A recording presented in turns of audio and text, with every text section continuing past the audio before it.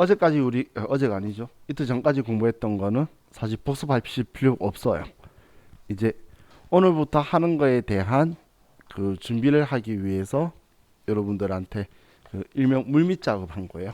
이제 설명하면서 과거에 본 적 있지 않냐 이런 이야기 하기 위해서 이제 물밑 작업한 건데, 자, 우리 혹시 이거 기억나시나요? 우리 재무상태표 이야기할 때 제가 왼쪽은 차변이라고 하고 오른쪽은 대변이라고 한다라고 했죠. 그리고 재무상태표에서 자산의 자리는 차변인 왼쪽을 가지고 있고, 그리고 부채와 자본은 대변인 오른쪽이 자기 자리라 그랬어요. 자, 그 기억나시나요? 그 기억 안 나시면 이제 기억하면 되고, 그 기억나시는 분은 우리 2교시까지 2차 시까지 이틀간 필요한 정보를 정확하게 숙지하고 계신 거예요. 그 외에는 이제 크게 여러분들이 막 기억 못하기 때문에 큰일 났다 그런 건 없어요. 자, 그럼 오늘부터 저와 같이 공부하려고 하는 게 이제 장부에 기록하는 방법을 공부할 거예요. 근데 이 장부에 기록하는 방법은 회계 기준에 의해서 장부에 기록할 거라서 우리가 재무회계에서 재무제표라든지 이런 것들을 설명을 드렸는데, 왜냐하면 우리가 장부에 기록할 때에 회계 원리에 의해서 입력을 하면 우리가 장부라고 말하는 것들도 전산인 경우에는 한 번에 장부를 작성을 해주고 그리고 재무제표까지 다 만들어 줄 거예요. 그렇기 때문에 그 일정한 원리에 의해서 장부에 기록할 거다라고 보시면 돼요. 그럼 우리가 장부에 기록하기 위해서 제일 먼저 해야 되는 게 회계상의 거래를 먼저 식별하는 거예요. 근데 지금 제가 회계상의 거래를 식별한다고 말한 거는 너무 거창하게 말했어요. 사실은 별거 아니에요. 근데 일상생활에서 우리가 거래라고 하는 거 하고 회계상에서 거래라고 하는 거는 두 개가 서로 조금 차이가 있다는 거예요. 예를 들면, 자, 우리가 일상생활에서 물건 1억 원치 팔기로 계약서를 썼어요. 만약에 심지어 공증까지 썼어요. 그러면 이건 당연히 상법상 민법상 거래에 해당하는 거예요. 우리 계약서 쓰고 한 거는 거래한 거죠. 그런데 회계적 측면에서 봤을 때 계약서를 썼다고 해서 나의 재산적 가치가 있는 게 들어오거나 나간 거 아무것도 없어요. 우리 직원이 물건 팔기로 계약서 쓰고 오면 회계 담당자인 내가 해줄 수 있는 건 수고했다고 축하한다고 박수 쳐주는 거 말고는 해줄 게 없죠. 그걸 그러면 회계상의 거래는 아니라는 거예요. 근데 1억 원치 팔기로 하고 10,000원을 받아왔어요. 그러면 우리는 그 10,000원 받은 것만 회계상의 거래에 해당한다는 거예요. 또 여러분들이 회사에 이제 들어가셨을 때 근로계약서를 썼어요. 그 근로계약서도 거래에 해당하는 거예요. 근데 그건 일상생활에서 거래라고 말하지만 회계상에서는 직원이 일하기로 계약서 썼다고 해서 우리 기업의 재산적 가치가 있는 변동이 있는 게 없죠. 월급을 줘야 그때 일어나는 거지. 그전까지 아무것도 없다는 거예요. 그러면 그건 회계상의 거래가 아니라는 거예요. 그럼 이걸 반대로 생각을 해볼게요. 우리 회사 창고에 팔려고 상품이 뭐 1,000,000원치 있었는데 홍수가 나서 떠내려가거나 불이 나서 화재로 없어진 거예요. 1,000,000원치 상품이. 우리 일상생활에서 그걸 거래라고 말하는 사람 있나요? 일상생활에서는 일반적으로 재해라고 표현을 하죠.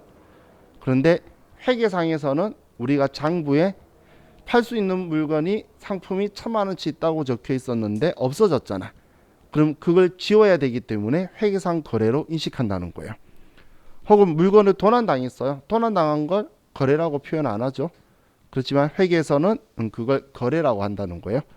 그래서 회계상 거래다 아니다라는 건 간단하게 생각하면 회계 담당자인 내가 장부에 기록할 일이 발생하면 거래라고 표현하는 거고, 장부에 기록할 일이 없으면 그냥 거래가 아니다라고 보시면 돼요. 그럼 엄청 간단하죠. 그래서 회계상 거래 이렇게 표현하면 거창한 표현 같아 보이는데 그냥 회계 담당자인 내가 장부에 쓸 일이 있으면 거래고 아니면 회계상 거래가 아닌 거예요.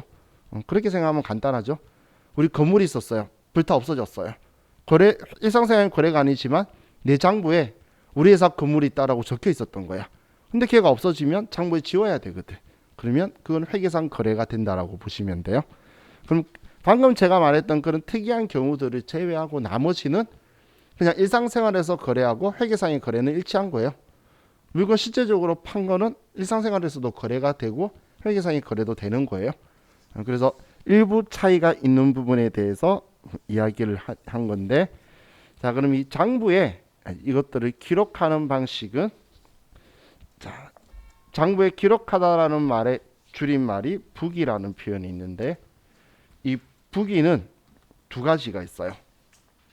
단식 부기와 그리고 복식 부기로 둘로 나누시는데, 자, 이 단식 부기는 아마 여기에 계신 웬만한 모든 분들이 한 번 정도는 써보셨을 거예요. 한 번 정도 써보셨다고 말하는 거는, 자, 우리 어릴 때 용돈 기입장 한 번 정도씩 써봤죠. 자, 예를 들어서 1월 1일 날 우리가 용돈을 받았어요. 그럼 용돈 1,000원을 받았으면 1,000원이다. 저는 공부 못해서 이렇게 썼는데, 공부 잘하는 친구들은 또 여기에 입금 쓰고 또 뭐 출금 쓰고 뭐 잔액 쓰고, 좀 똑똑한 애들이 이렇게 썼죠. 저는 그런 수준이 아니었기 때문에 뭐 1,000원이다 이런 식으로 쓰고, 그리고 나서 과자 사 먹으면 1월 5일 날 과자 사 먹었다. 과자 400원짜리 사 먹으면 남아있는 잔액이 600원이다. 뭐 이런 식으로 써가는 게 우리 어릴 때 썼던 용돈 기입장인데, 이걸 단식부기라고 하는 거예요. 단식부기. 그럼 우리 한 번쯤은 써봤던 기억들은 있으시죠? 거의 대다수가, 저만 그런지 모르겠지만 자의가 아니라 타의에 의해서 학교에서 선생님이 써라 그래서 한번 써봤을 거예요. 그런데 우리가 생각을 해보면 이렇게 돈 관리하는 건 중요하다는 건 여러분들이 알아요. 가계부 쓰면은 돈 관리 잘 된다고도 이야기하고, 그럼 얘 관리를 정확하게 하는 건 매우 중요하고 좋은 일인데, 문제는, 자, 여러분들 중에 혹시 어릴 때 이거 한번 써봤는데 지금까지 이거 쓰고 계신 분 있나요? 제가 지금까지 일기는 지금까지 쓰는 분이 있을 수 있을지언정, 용돈 기입장을 지금까지 쓰고 있으시다는 분은 한 분도 못 봤어요. 저는 아직 못 봤어요. 뭐 있으실 수도 있겠지만, 근데 그럼 이걸 왜 안 썼을까? 그런 생각을 한 번도 안 해봤죠. 그냥 자연스럽게 귀찮아서 안 썼다 이렇게 생각하실 수 있는데, 안 쓴 이유가 뭐냐면, 내가 용돈 기입장이 600원이 있다라고 썼죠. 그런데 실제 내 호주머니에 있는 돈은 600원이 아니었던 경우가 더 많았던 거예요. 지나가다가 아주머니가 인사 잘한다고 용돈 준 거 빠뜨려서 안 쓰거나, 내가 오다가 과자 하나 사 먹었는데 아줌마가 깎아줬어요. 그런 거 안 썼거나. 그럼 실제 내가 가지고 있는 돈과 용돈 기입장에 적혀 있는 이 금액이 일치 안 하다 보니까 자기도 모르게 이 용돈 기입장에 대한 신뢰성이 떨어져서 그런 거예요. 그래서 얘가 중요하다라고 정신교육은 어릴 때 선생님한테 잘 받지만, 막상 여러분들이 중요하게 안 느끼고 일기장보다 더 안 쓰게 되는 거죠. 그렇기 때문에 이 단식부기는 영리법인에서는 쓸 수가 없고 비영리법인에서만 쓸 수 있기 때문에 이걸 다른 말로 비영리부기라고도 표현을 해요. 비영리부기라고도 표현을 해요. 자, 그럼 복식부기라는 건 뭐냐면, 이 복식부기는 거래의 이중성을 이용을 하고, 그리고 대차 평균의 원리를 이용해서 장부에 기록하는 방식이 복식부기예요. 대차 평균의 원리라는 건 우리 재무상태표 보면서 제가 이야기했던 차변에 있는 금액의 합과 대변에 있는 금액의 합은 일치하다는 거예요. 재무상태표 때 자산의 금액과 부채 자본의 금액의 합은 일치하다는 것처럼 우리는 양쪽에 있는 금액의 합이 일치한데 거래의 이중성을 이용해서 쓰는 방식이 복식부기고, 이건 자, 잠시 후에 보면 검증이 가능해요. 그리고 내가 실수한 거를 바로바로 알 수 있다는 장점이 있다는 거예요. 그럼 이 복식부기는 우리가 영리부기라고도 하고 우리는 이걸 분계라고 표현을 해요. 근데 분계라고 표현도 하면서 이걸 장부에 기록하는 걸 회계 처리한다라고 표현할 거예요. 회계 처리한다는 건 분계한다, 장부에 기록한다는 이야기예요. 자, 지금 이론상에는 있는 건데, 근데 실질적으로 자, 학교는 영리법인인가요? 비영리법인인가요? 학교. 자, 영리 비영리 법인의 차이가 뭐죠?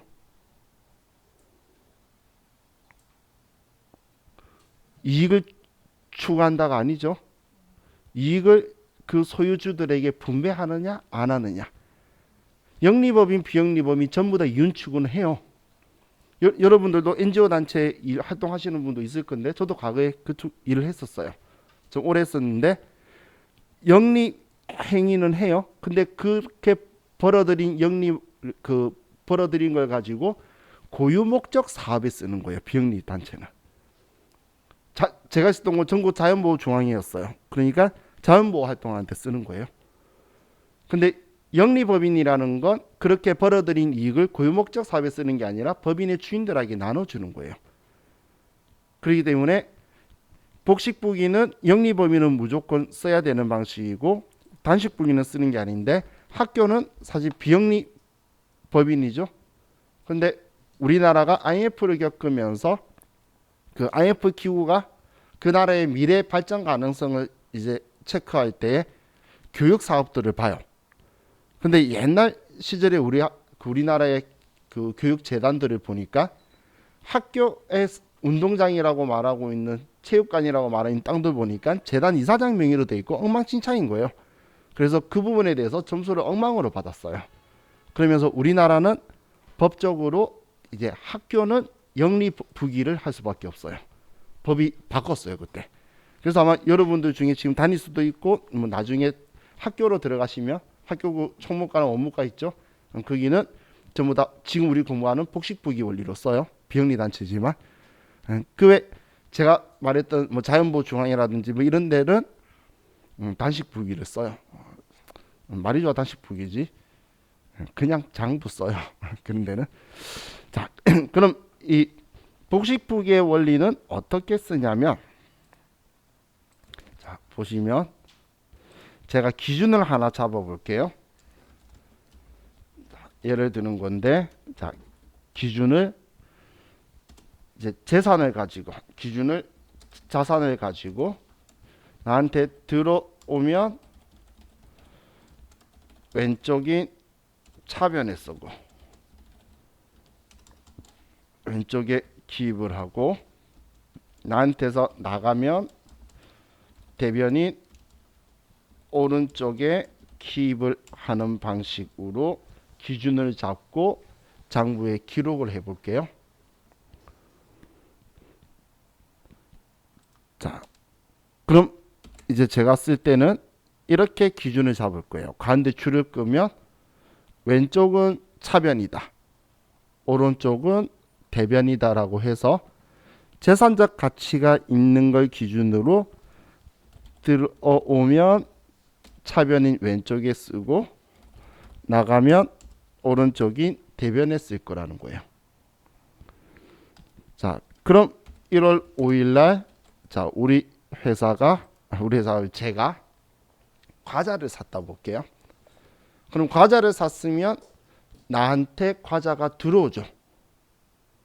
나한테 과자가 들어오게 되겠죠. 그러면 나한테 들어온 거는 왼쪽에 쓴다라고 했어요.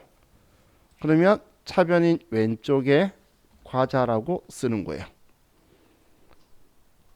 그리고 이 과자가 400원이다. 자, 이제 우리 또 생각해 볼게요. 여러분들이 편의점에 갔어요. 과자 이제 집어서 내가 가져갈 거예요. 그냥 가져가면 되나요? 과자를 샀다는 건 그의 가치만큼 대가를 내가 지불해야 되죠. 그럼 과자 산 것만의 거래가 있는 게 아니라 샀으면 돈을 줬거나 외상했거나 공짜했거나 뭔가 일이 있을 거라는 거예요. 그걸 반대쪽에 기록해 주는 거예요. 그게 거래 이중성인 거예요. 하나만 거래가 있는 게 아니라 그 대응되는 거래가 또 하나가 더 있다는 거예요. 그걸 차변 대변 양쪽에 적어주는데 기준을 나한테 재산이 들어온다 나간다를 잡을 거예요. 그럼 내가 400원 주고 샀으면 대변에 돈이 나갔다 400원 이렇게 써주는 거예요. 이게 우리 복식부기의 원리예요. 그럼 만약에 내가 외상을 했어요. 과자를 샀는데, 그럼 과자를 샀는데 외상을 했으면 여기에 그 외상했다라고 장부에 적어두는 거예요. 장부에. 그럼 그랬다가 그 다음날 외상값 400원 갚아요. 그럼 나한테서 돈이 나가게 되겠죠. 나가면 오른쪽 대변에 쓰는 거예요. 돈이 400원 나갔다. 그럼 왜 나갔냐? 내가 외상 대금 갚은 거죠. 그럼 반대쪽에 외상값 갚았다라고 써주는 게 복식부기인 거예요. 그럼 이 거래의 이중성인데, 자, 제가 만약에 과자를 400원치 샀어요. 그런데 돈을 300원만 준 거예요. 그러면 지금 이렇게 분개만 해버리면은 차변인 왼쪽과 오른쪽인 대변의 금액이 일치를 안 하죠. 그러면 컴퓨터에서도 빨간색이 뜨고 경고창이 떠요. 이대로 끊으려고 그러면. 너 안 맞아. 100원 어떻게 된 건지 그거에 대해서 쓰라는 거예요. 그럼 상대방이 100원을 깎아줬으면 깎아줬다. 아니면 100원은 내일 드릴게요 라고 해서 외상했다면 나머지 100원은 외상이다라고 이렇게 써줘야 차변인 왼쪽과 대변인 오른쪽의 금액이 합이 맞아지죠. 이렇게 해서 내가 사온 거의 가치와 나한테서 나가거나 돈 줘야 될 거의 가치가 일치하도록 양면성을 이용해서, 그리고 대차 평균의 원리를 이용해서 쓰는 게 우리 복식부기의 원리다라고 보시면 돼요. 자, 그럼 이게 별로 어려운 건 아니죠. 자, 기준이 이거예요. 나가면 대변인 오른쪽, 들어오면 차변인 왼쪽에 쓰는 거예요. 분기는 이게 기본 베이스예요. 근데 이 기준을 제가 뭐라 그랬죠? 내 자산인 재산. 재산적 가치가 있는 게 들어오면 차변에 그걸 쓰고, 들어온 걸 자산을 나가면 대변에 쓰는 거예요.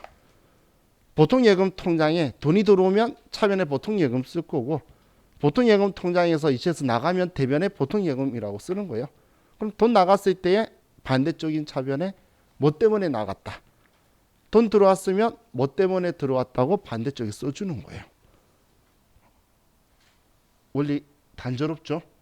우리는 이 원리를 가지고 쓰는데, 자, 지금 제가 이야기한 기준이 자산, 나의 재산인 에셋을 이야기하는 거죠.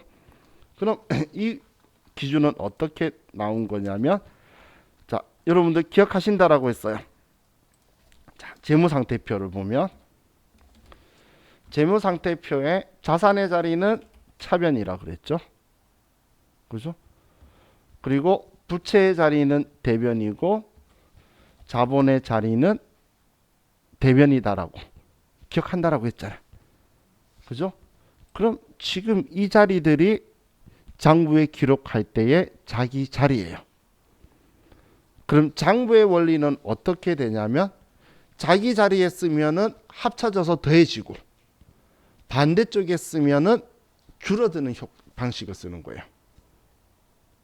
자기 자리 쪽에 자산이 차변 자리니까 차변인 왼쪽에 자산을 쓰면 내 재산이 계속 늘어나게 되는 거고, 반대쪽에 쓰이게 되면 줄어들게 되는 거예요.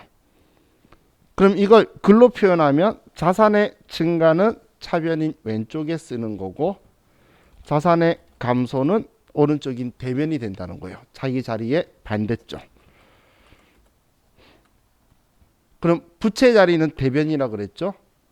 그럼 빚이 늘어나면 대변 쪽에 부채의 증가가 발생하는 거고, 그럼 빚이 줄어들게 되면 부채의 감소는 차변에 쓰게 돼요. 자기 자리의 반대쪽에.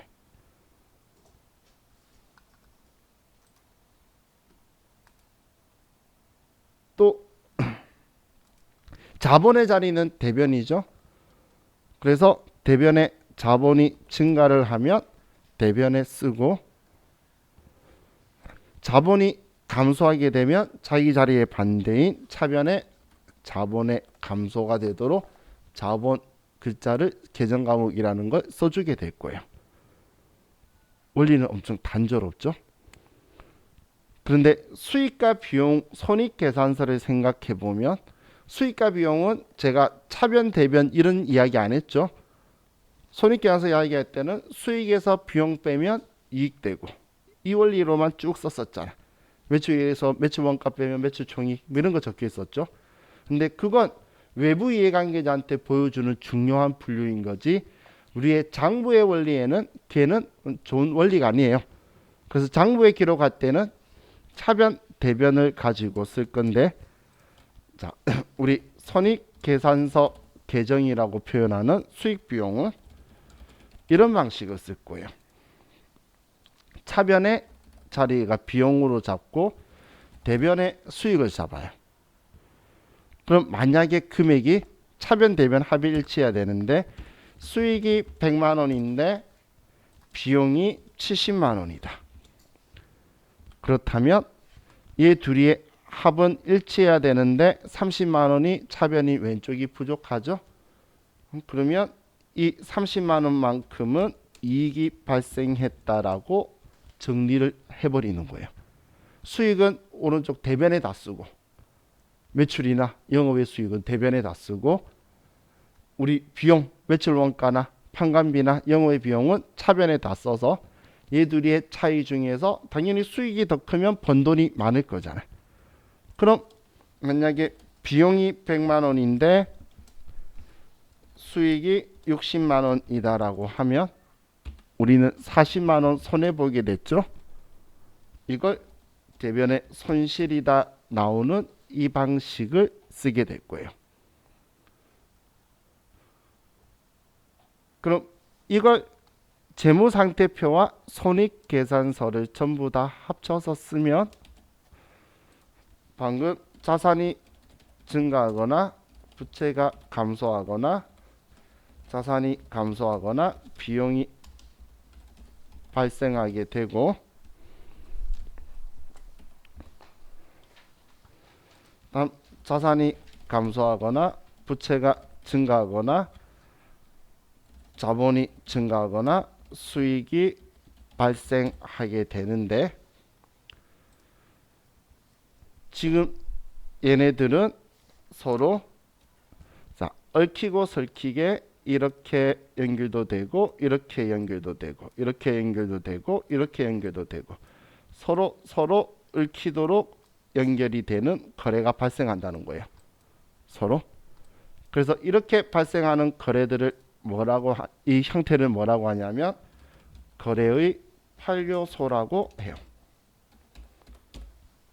거래의 판료소라고 이걸 표현을 해요. 지금 우리 교재에 30페이지에 있는 걸 이야기하고 있는 건데,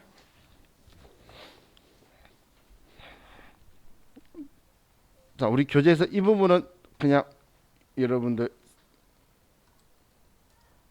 줄 거 버리세요. 얘는 신경 쓰실 필요 없어요. 죄송해요. 그렇게 끄면 안 돼. 죄송해요. 얘 소멸. 얘를 꺼야 돼요. 소멸이라는 건 결산할 때에 뭔가 처리하거나 하는 거라서 얘는 필요 없는 거예요. 자, 그럼 거래의 결합 요소를 거래의 판요소를 가지고 이야기를 하는데, 지금 소멸 적혀 있는 애들을 꺼버린 거예요. 그럼 자, 지금 얘를 지금 적은 거는 자산이 증가하면 자산이 감소하거나 자산이 증가하면 부채가 증가하거나 자산이 증가하면 자본이 반대쪽에 증가한다는 이야기인데, 이거 외우는 거 아니에요? 이거 외우라고 말한 사람은 제가 고등학교 1학년 3월 달에만 그런 이야기 해요. 고등학교 1학년도 3월 달에만. 그리고 중간고사 볼 때만 한 번 내지 그다음부터 안 내는 거예요. 성인들은 필요 없어요.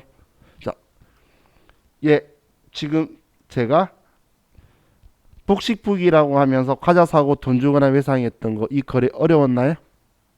안 어려웠죠? 이건 그냥 써놓고 나면 시간 남을 때 너무 시간 남고 나 시험 보고 나서 나가고 싶은데 감독관이 못 나가게 그때 이거 한번 해보시면 돼요. 자 보세요. 과자는 내 재산적 가치가 있는 게 들어왔죠. 자산이 증가하니까 대변에 내 재산적 가치에 있는 돈이 나가잖아. 자산의 감소가 발생하죠.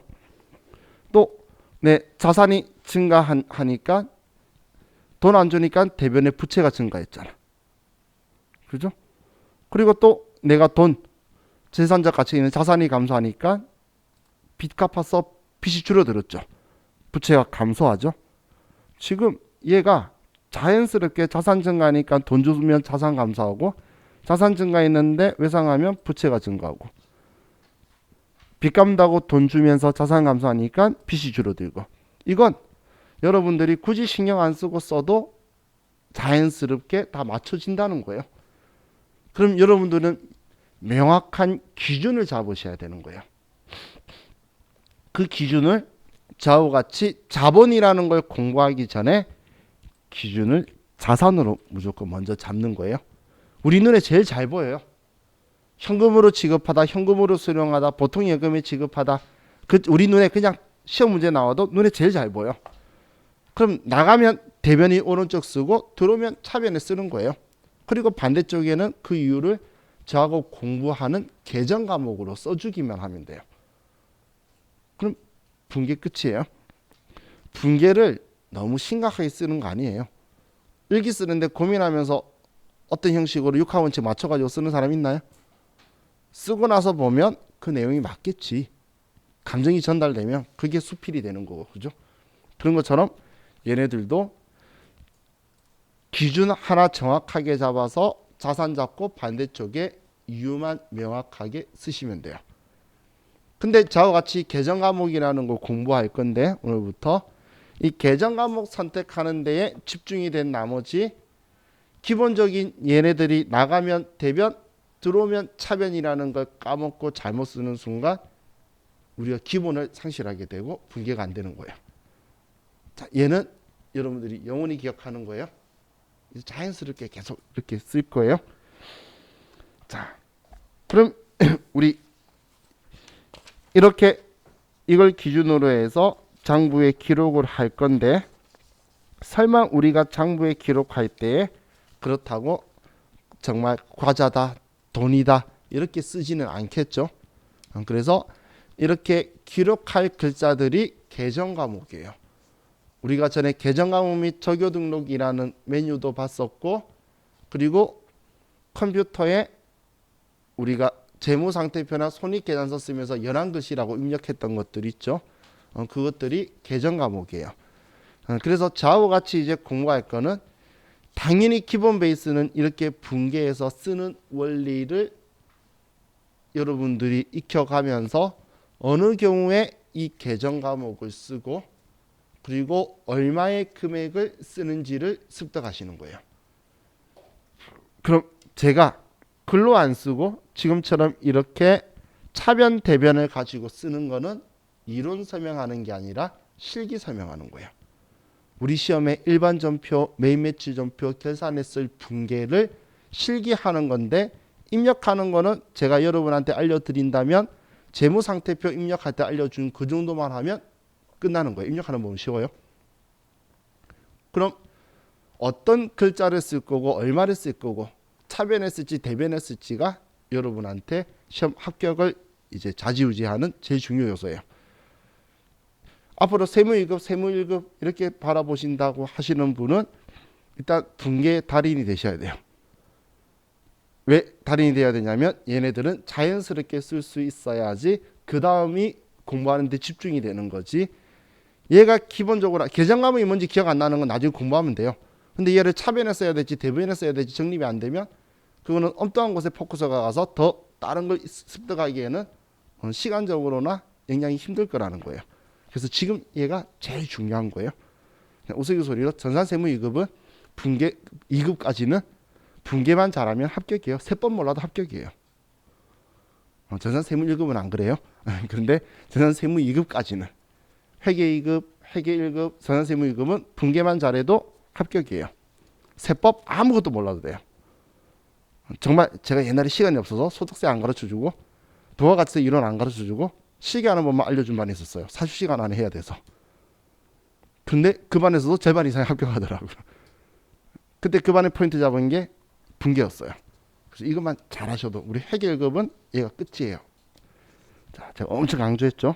자, 그래서 지금부터 자, 우리가 개정 과목을 볼 건데 자, 53페이지로 갑시다. 53페이지.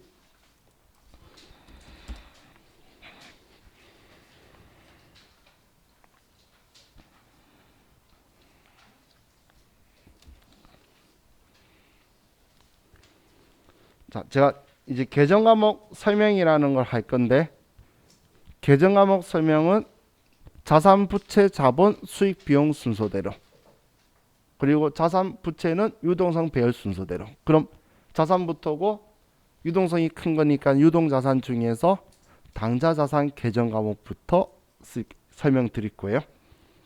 자, 그럼 이제 개정 과목에 대해서 자, 보도록 하면 자, 첫 번째 볼 개정 과목이 현금이라는 개정 과목이에요.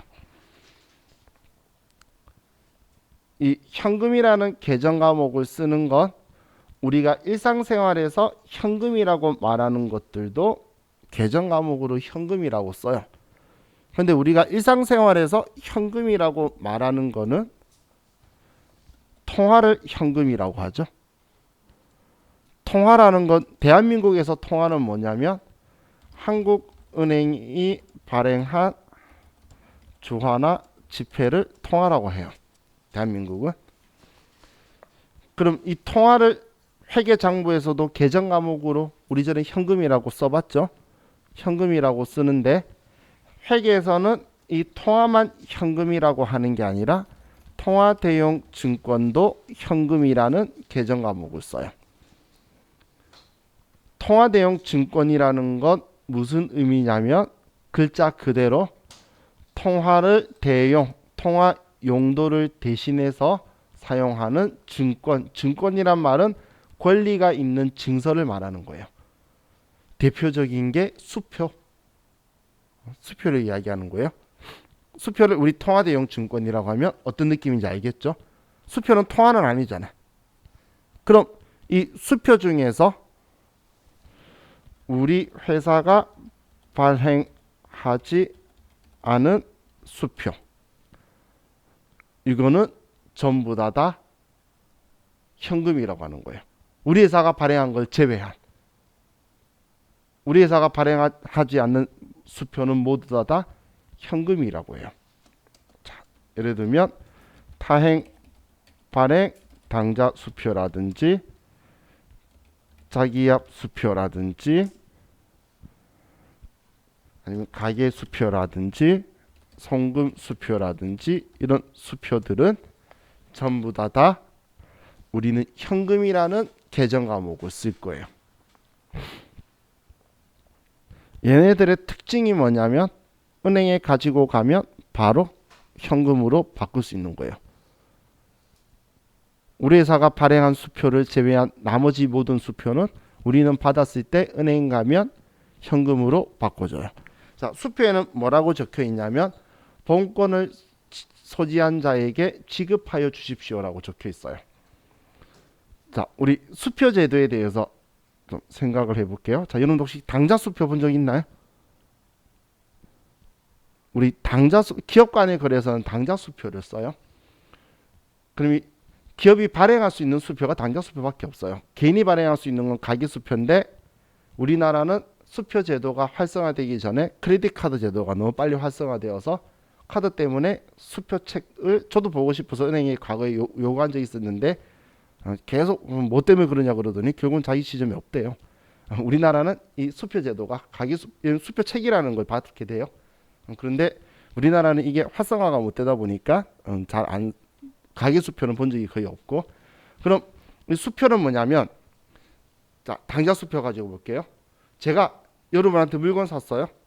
그럼 당좌예금 구좌에서 돈을 여러분한테 보내주는 방법은 두 가지가 있어요. 하나는 내가 당좌예금에서 이체해 주는 거고, 하나는 제가 수표 발행을 해주면 여러분이 그 수표로 내 당좌예금 구좌에서 돈 찾아가는 거예요. 수표 제도는 그거예요. 그 수표를 가지고 수표 발행한 사람의 통장에서 돈 찾아가는 방식인 거예요. 그럼 자기압 수표는 뭐냐면, 우리나라에서는 2금융까지만 자기압 수표를 발행할 수가 있는데, 은행이 자기압으로 발행하는 거예요. 여러분이 은행에 가서 10만 원을 주면서 10만 원짜리 수표로 바꿔주세요라고 하면 은행에서 자기 은행 통장에다가 돈을 넣어놓고 수표를 발행해 주면서 이 수표로 그 여러분이 넣은 그 은행 수표를 발행한 은행의 통장에서 돈을 찾아가는 거예요. 그래서 다른 은행 가면 돈 찾아가는 데 시간이 걸리는 거고, 그 은행에 가면 그 은행 통장에서 바로 돈 빼주는 거예요. 그래서 수표 제도는 다른 게 아니라 그 수표로 그 발행자의 통장에서 돈 빼가는 거고, 자기 통장에서 그 돈 빼가라고 해줄 수 있는 자기가 수표를 발행할 수 있는 건 2금융권까지만 가능한 거고. 그래서 옛날에 그 신협, 새마을금고 이런 거 3금융이었는데, 그 옛날에 수표 발행 못했어요. 그러다가 이제 좀 너무 서민들이 많이 쓰는데 밑으로 좀 음지로 깔아앉아 있으니까 양지로 올리기 위해서 2금융을 올려준 거예요. 그러면서 걔네들이 이제 수표가 발행이 된 거예요. 그럼 자, 방금 제가 수표 제도를 이야기했는데, 그럼 다른 사람이 발행한 수표는 내가 우리 회사가 가지고 은행에 가면 그냥 현금으로 찾을 수 있는 거예요. 그 사람 통장에서 돈 빼면 되는 거니까. 그래서 얘네들은 전부 다 우리가 현금이라고 하고, 근데 이것만이 아니라 우리 기업이 지금 즉시 현금화 할 수 있는 거 있죠. 예를 들면 배당금 지급 통지서라든지, 아니면 만기가 도래한 국공사채 이자표라든지, 이런 것들은 우리는 전부 다 우리 현금이라고 해요. 우편한 증서 뭐 이런 것들이 있는데, 배당금 지급 통지서라는 건 뭐냐면, 주주총회 하는 날 그날에 온 주주들한테 현금 나눠주고 못 있잖아. 그래서 은행 가서 찾아가라고 통지서를 주는 거예요. 그럼 은행 가면 바로 현금 바꿔주겠죠. 그런 건, 그럼 지금 제가 적은 것들의 특징은 지금 즉시 은행 가는 것 정도까지만 노력을 하면 현금화할 수 있는 것도 계정 과목으로 현금이라고 한다는 거예요.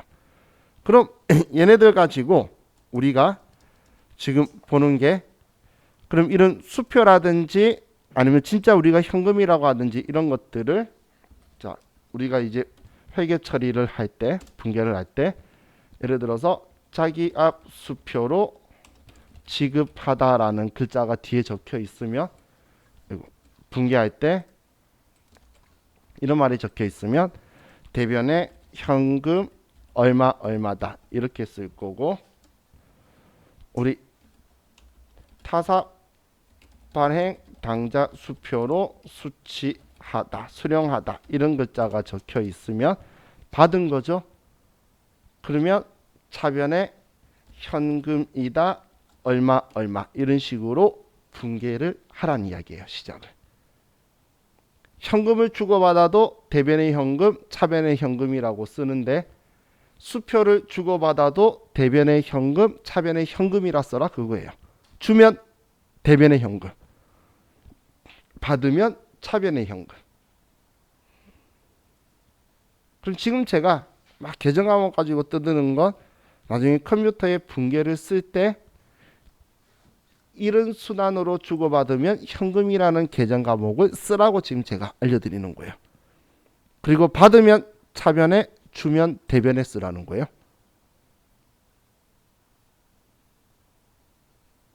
이해하실 수 있겠죠? 자, 그럼 이제 다음 페이지로 넘어가서 55페이지에 예금이라고 적혀 있는데, 자, 우리가 요구불 예금이라고 표현하는 것들이 있는데, 수시 입출금 예금을 요구불 예금이라고 하는데, 요구불 예금이라는 건 입출금이 자유로운 예적금들을 이야기해요. 그걸 요구불 예금이라고 해요. 그럼 자, 요구불 예금에서 먼저 볼 우리의 계정 과목이 당좌 예금이라는 계정 과목이에요.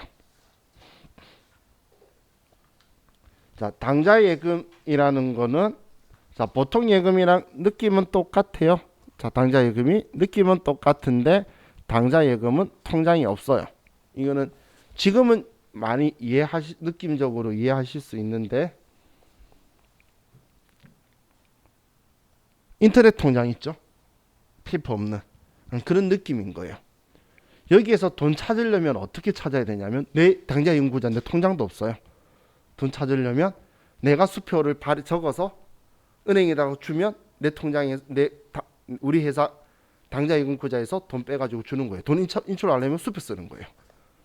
그 수표로 돈 찾고 다른 사람한테 찾아가라고 할 거면 그 수표 다른 사람한테 발행해 주면 되는 거고 내가 돈 찾으려고 해도 수표 발행해서 찾을 거예요.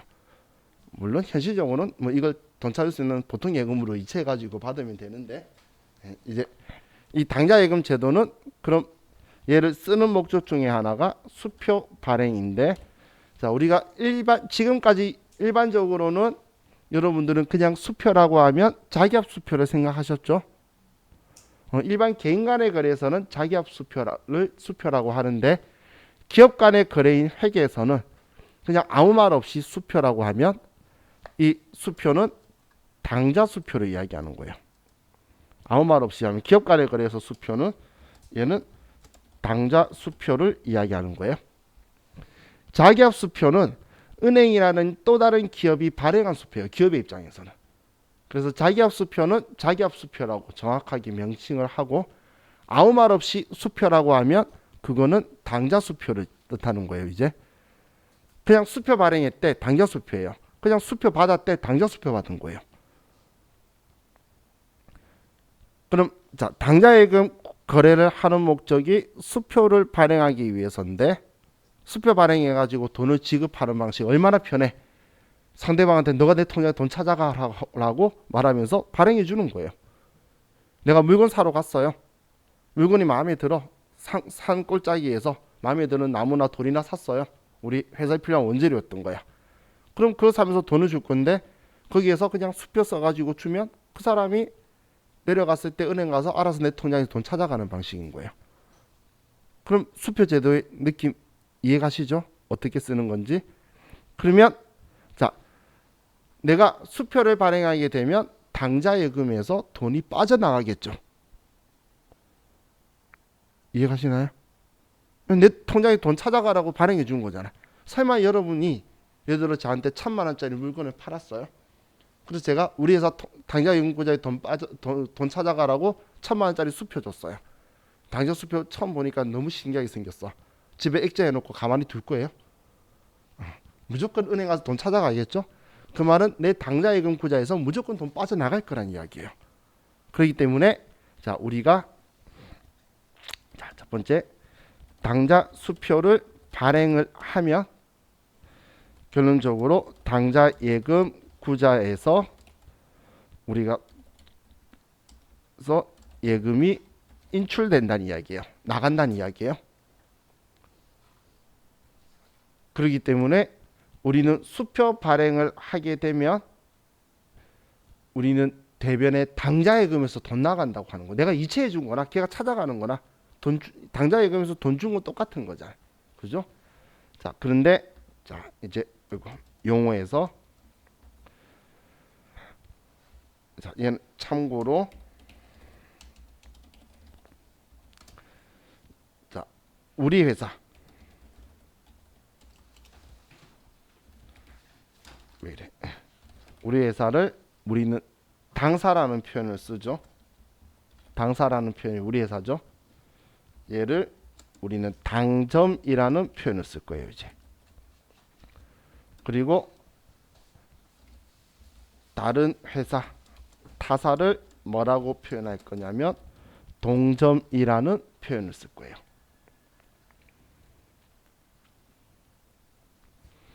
당점이라는 표현과 동점이라는 표현을 쓸 건데 자, 이건 용어 설명에 제가 참고라고 한 거예요. 그러면 우리가 발행한 수표를 뭐라고 하냐면 그래서 당점 발행 수표라고 하는 거예요. 우리 회사가 발행한 수표를 당점 발행 수표라고 해요. 그러면 이 수표를 우리가 발행을 하면 대변에 당좌예금이라는 계정 과목을 쓸 거란 이야기예요. 당좌예금이라고 쓸 거라는 거예요. 그럼 다른 회사가 발행한 수표를 동점 발행 수표라고 하는데 이 동점 발행 수표를 수취하게 되면 받았으니까 차변에 자, 우리 회사가 발행한 수표가 아닌 건 뭐라고 한다라고 했죠? 너무 오래됐나요? 우리 회사가 발행하지 않은 수표는 현금이라고 한다라고 했잖아요. 그죠? 그렇기 때문에 동점 발행 수표를 받으면 차변에 현금이라고 쓰는 거예요.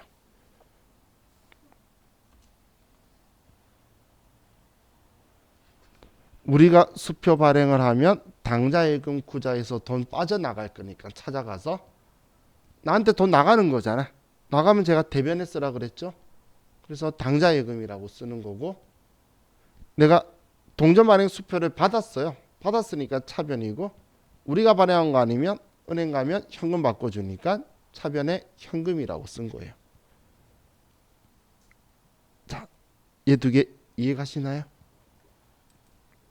자, 이해가셨죠? 지금 우리 엄청 중요한 거 하고 있어요. 왜냐면 우리 시험 문제 풀 때 현금을 자주 안 주거든. 작은 돈만 주지. 많은 돈은 이렇게 수표 발행하거나 어음 주거나 외상할 거예요. 계속 거래할 때. 자, 우리 여기까지만 하고 쉬었다가 이제 얘네들 주고받는 거 가지고 회계상 거래 좀 더 볼게요. 쉬었다 합시다.